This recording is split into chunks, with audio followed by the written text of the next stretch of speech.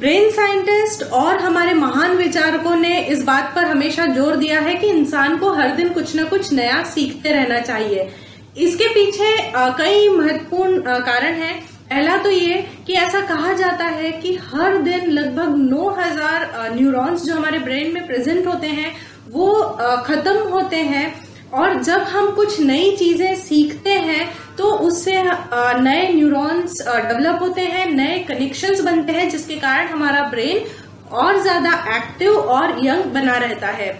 दूसरा रीजन ये है कि जब भी हम कोई मोनोटोनस वर्क करते हैं तो कुछ दिनों बाद में हमारा उस काम में से इंटरेस्ट खत्म हो जाता है, हम बोर होने लगते हैं और सिर्फ उस काम को हमें पूरा करना है, हमारी जिम्मेदारी है, ये सोचकर हम कर रहे हैं, बाकी उसमें हमारा कोई इंटरेस्ट या मोटिवेशन नहीं रह जाता है। तो ये चीज एक एक्स्ट्रा स्ट्रेस क्रिएट करती है। तीसरा और सबसे इम्पोर्टेंट फैक्टर ये है कि हमारे दिमाग में रोजाना अनेकों तरह के विचार आते जाते रहते हैं।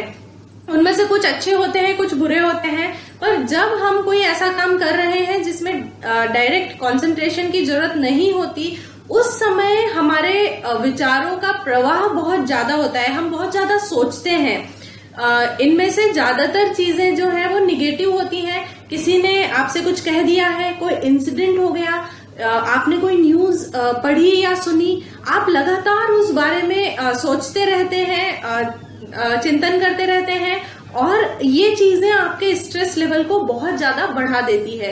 पर जब आप कुछ नया सीखते हैं, कुछ नया करने की कोशिश करते हैं, उस समय आप अपने विचारों को एक पॉजिटिव डायरेक्शन दे रहे हैं।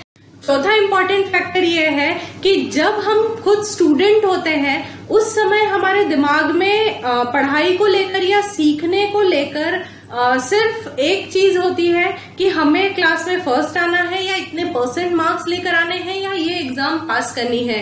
पर जब आप इन सभी चीजों से परे होकर कुछ नया सीखते हैं तो ये आपके मन को खुशी देती है, वो सेंस ऑफ अचीवमेंट, वो हैप्पीनेस आपके सारे स्ट्रेस, एंजाइटी को दूर करने के लिए सबसे अच्छा तरीका है।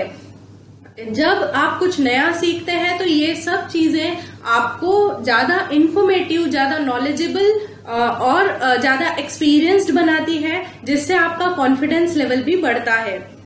हम हमेशा अपने बच्चों को मोटिवेट करते हैं कुछ नया सीखने के लिए, पर जब बात हमारी खुद की लर्निंग की आती है, हमारे सीखने की आती है, तो हम इसमें बहुत पीछे हैं। जब लर्निंग की हम बात करते हैं तो बहुत सारे लोगों का यह कहना होता है कि हमारे पास कुछ नया सीखने के लिए टाइम ही नहीं है। घर की जिम्मेदारियां, घर के बहुत सारे काम, और ऐसे लोग जो जॉब कर रहे हैं तो घर के साथ में बाहर की भी जिम्मेदारी उन्हें पूरी करनी होती है। इस बीच में टाइम नहीं मिल पा रहा। पर अगर देखा जाए तो टाइम एक ऐसी चीज है जिसे मैनेज किया जा सकता है। आप खुद ये सोचकर देखिए कि जब आपको कहीं बाहर जाना होता है या कोई गेस्ट आपके घर पे आ गए, तो भी घर के सारे कामों के साथ साथ में आप इस एक्स्ट्रा टाइम को मैनेज कर लेती हैं। रीजन ये होता है कि जब हमारे पास कोई टाइम लिमिट नहीं होती तो उस काम को हम अपने हिसाब से आराम से कर रहे होते हैं, पर जब हम टाइम बाउंड हो जाते हैं, हम अपने लिए टाइम सेट कर लेते हैं कि इस टाइम ड्यूरेशन में मुझे इतने कामों को करना है, क्योंकि इसके बाद में मुझे दूसरा कोई काम करना है, या कोई गेस्ट आने वाले हैं, या मुझे कहीं जाना है, तो आप अपने आप से थोड़ा फास्ट हो जाते हैं और उस काम को टाइम में कर पाने में समर्थ होते हैं, कैपेबल होते हैं। इसी तरह से आप अपने लिए टाइम निकालें कुछ नया सीखने के लिए। कुछ ऐसे काम हो सकते हैं जो आप डेली नहीं करके ऑल्टरनेट डेज करें तो भी आपका काम चल जाएगा, या आप प्लानिंग कर लें कि कौन से ऐसे काम हैं जहां आप अननेसेसरी एक्स्ट्रा बर्डन अपने ऊपर ले रहे हैं। वो रिस्पॉन्सिबिलिटी आप फैमिली मेंबर्स के साथ शेयर करके जो वर्कलोड है उसको अपने ऊपर से कम कर सकते हैं, या एक टाइम लिमिट सेट कर दें। जरूरी नहीं है कि आप अपनी लर्निंग के लिए रोज ही टाइम निकाल पाएं, पर फिर भी हम ये कोशिश कर सकते हैं कि कम से कम वीक में 2 दिन ऐसे हो जब आप अपने इंटरेस्ट की कोई एक्टिविटी को सीख पाएं।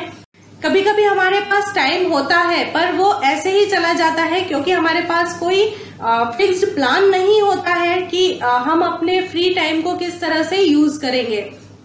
आप अपनी day to day life activities को भी मॉनिटर कीजिए कि उनमें ऐसी कौन सी एक्टिविटीज हैं या आप ऐसा कौन से काम कर रहे हैं जिसके कारण आपका टाइम वेस्ट हो रहा है या उससे कोई पॉजिटिव आउटपुट नहीं मिल पा रहा। हो सकता है वो टीवी देखना, सोना, फोन पे बात करना या सोशल नेटवर्किंग साइट का यूज करना, इस तरह के बहुत सारी चीजें हो सकती हैं जिनका टाइम आप रिड्यूस कर सकते हैं या उनको आप ऑल्टरनेट डेज के उसमें प्लान कर सकते हैं। वहां से आप अपने लिए क्वालिटी टाइम निकाल पाएंगी। ये जो टाइम आप अपने लिए निकाल रहे हैं, इस टाइम पीरियड में आप कोई रेगुलर क्लास ज्वाइन कर सकते हैं या जैसे अभी बहुत सारे ऐसे क्लासेस अवेलेबल हैं जो शॉर्ट टर्म के लिए होती हैं, उन क्लासेस को आप ज्वाइन कर सकते हैं। उसके अलावा बहुत सारे ऑनलाइन कोर्सेस अवेलेबल हैं। आप YouTube पर सर्च करिए अपने इंटरेस्ट का टॉपिक, आपकी कुकिंग, गार्डनिंग, सिंगिंग, डांसिंग जैसी बहुत सारी ऐसी फील्ड्स हैं जिसके ट्यूटोरियल्स अवेलेबल है, वहां से आप सीख सकते हैं।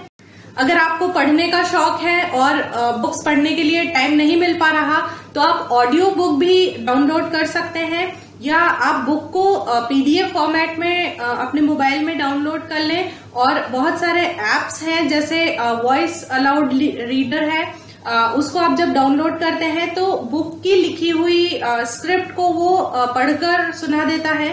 तो जब आप घर के कुछ काम कर रहे हैं, खाना बना रहे हैं, उस समय आप अपने मोबाइल को ऑन करके और जो भी कहा जा रहा है उसको सुनकर आप सीख सकते हैं। इसका सबसे बड़ा बेनिफिट ये है कि जब हम ऐसे काम कर रहे होते हैं जहां कंसंट्रेशन की जरूरत कम होती है, वहां पर हमारे दिमाग में जो कंटिन्यूअस निगेटिव थॉट्स आ रहे हैं या ऐसे सभी विचार जो हमें परेशान कर रहे हैं, उसकी बजाय हम कुछ अच्छा सुन रहे हैं, हम कुछ कंस्ट्रक्टिव आइडियाज ले पा रहे हैं।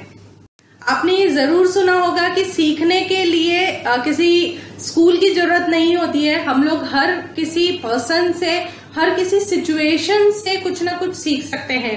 पर जब लोग हमारे आसपास होते हैं या कुछ सिचुएशंस होती हैं, उस समय हमारा माइंड इतना प्री ऑक्यूपाइड होता है, हमारे दिमाग में पहले से ही इतने विचार और उथल पुथल चलती रहती है कि हम उस अपॉर्चुनिटी का फायदा नहीं उठा पाते और कुछ सीख नहीं पाते हैं। इसलिए सीखने के लिए जरूरी है कि आप ऑब्जर्वेंट हों और हर दिन कुछ नया सीखने के लिए या जो आपके day to day life activities के काम हैं उनको नए तरीके से करने के लिए आप मोटिवेट हों। जरूरी नहीं है कि वो कोई बहुत बड़े कुछ काम है। हो सकता है जब आप अपने बच्चे को ऑब्जर्व करें तो ये पाए कि आपके जो प्रोनाउंसिएशन है वो उतने करेक्ट नहीं है जितने आपके बच्चे के हैं। आप उससे इस चीज को सीख सकते हैं या कुछ कॉन्सेप्ट्स ऐसे हैं, कुछ चीजें ऐसी हैं जो आपके टीचर्स ने उतनी इफेक्टिवली नहीं समझाई थी, क्योंकि उस टाइम पीरियड में जो भी बेस्ट रिसोर्सेज हो सकते थे या जो नॉलेज हो सकता था वो बताया गया। पर आज के टाइम में जब टीचर्स बहुत सारे टीचिंग एड्स का यूज करते हैं, टेक्नोलॉजी बहुत बढ़ गई है, कॉन्सेप्ट्स में चेंज आया है, तो ये सभी चीजें हम अपने बच्चों से सीख सकते हैं। या अगर आपका कुकिंग में इंटरेस्ट है और आप नेट पर सर्च करते हैं किसी वेजिटेबल की रेसिपी को, आपको पता चलता है कि बहुत थोड़े थोड़े से वेरिएशन के साथ में आप एक चीज को 50 तरीकों से बना सकते हैं। साथ में आपको ये भी पता चलता है कि उसमें कौन कौन से न्यूट्रिएंट्स हैं और वो आपको क्या बेनिफिट देते हैं, इस तरह की इंफॉर्मेशन आपको मिल रही है। या अगर आपको घर के डेकोरेशन में इंटरेस्ट है तो आपको पता चलता है कि आप बहुत अलग अलग तरह के कलर कॉम्बिनेशन यूज कर सकते हैं, या घर में बहुत सारी ऐसी वेस्ट चीजें हैं जिनका यूज करके आप कुछ अच्छे डेकोरेटिव आइटम्स बना सकते हैं। तो इस तरह की बहुत सारी चीजें आपको सीखने को मिलेंगी। हम में से बहुत सारे लोगों की कुछ नया सीखने की प्रोसेस को एक थिंकिंग स्टॉप कर देती है कि इस उम्र में सीख के हम क्या करेंगे या लोग क्या सोचेंगे हमारे बारे में। पर हम में से बहुत सारे ऐसे लोग हैं जो शायद आगे और पढ़ना चाहते थे पर किसी कारण से पढ़ाई बीच में छूट गई, या कुछ एक्टिविटीज में इंटरेस्ट था पर रिसोर्सेज अवेलेबल नहीं थे, इतनी फैसिलिटीज नहीं थी, या उस टाइम पीरियड में घर से परमिशन नहीं मिली।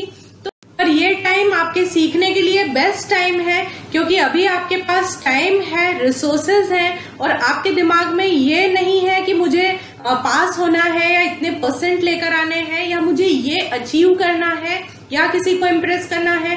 अभी आप जो भी सीख रहे हैं, जो कर रहे हैं, वो सिर्फ और सिर्फ आपकी खुशी के लिए है। तो जब आप कुछ काम करते हैं, कुछ नया सीखते हैं, तो जो सेटिस्फैक्शन आपको मिल रहा है, जो हैप्पीनेस आपको मिल रही है, वो ही इस लर्निंग का सबसे बड़ा अचीवमेंट है, सबसे बड़ा रिवॉर्ड है। अभी मैंने पढ़ा था कि महाराष्ट्र के ठाणे डिस्ट्रिक्ट में 28 स्टूडेंट्स का एक स्कूल है जिसका नाम है आजीबाईची पाठशाला। उसमें सभी 28 students 60 to 90 years old ladies हैं। उनको पढ़ने का पहले मौका नहीं मिला था, पर एक इनोवेटिव आइडिया एक टीचर के दिमाग में आया और उन्होंने ये स्कूल शुरू किया। एक इंटरव्यू में वहां की 82 इयर्स ओल्ड स्टूडेंट ने ये कहा कि मैं पढ़ना सीख रही हूँ ताकि जब मैं भगवान से मिलूं तो वहां पर अंगूठा लगाने की बजाय अपना सिग्नेचर कर पाऊं। इसी तरह आपने भी न्यूज़पेपर में पढ़ा होगा कि अमेरिकन मास्टर गेम्स में इंडिया की 100 ईयर ओल्ड रनर मन कौर ने 100 मीटर की दौड़ लगभग 45 सेकेंड्स में पूरी करके गोल्ड जीता।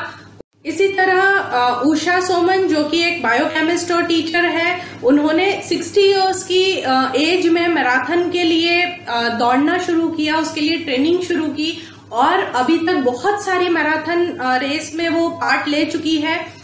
इस तरह के बहुत से एग्जाम्पल्स आपको मिलेंगे जो ये बताते हैं कि कुछ नया सीखने के लिए या कुछ नया करने के लिए एज कोई लिमिट नहीं है।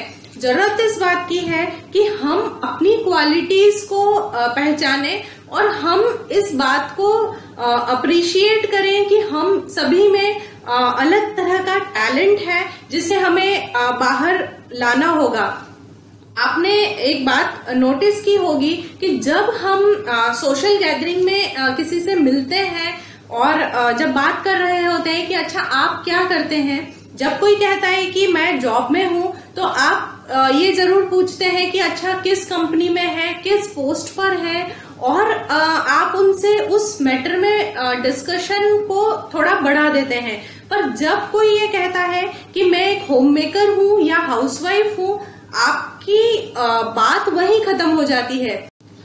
क्यों हम किसी भी पर्सन की क्वालिटीज को या टैलेंट को सिर्फ पोजीशन के बेसिस पे जज करते हैं, जबकि सच्चाई ये है कि हम में से हर एक पर्सन के पास कुछ अलग तरह की क्वालिटीज, कुछ अलग तरह का टैलेंट है, लेकिन हम खुद ही उन क्वालिटीज को आइडेंटिफाई नहीं कर पाते हैं या उनको इम्पोर्टेंस नहीं दे पाते हैं, और न ही हम उनको डेवलप करने के लिए कुछ एफर्ट्स करते हैं।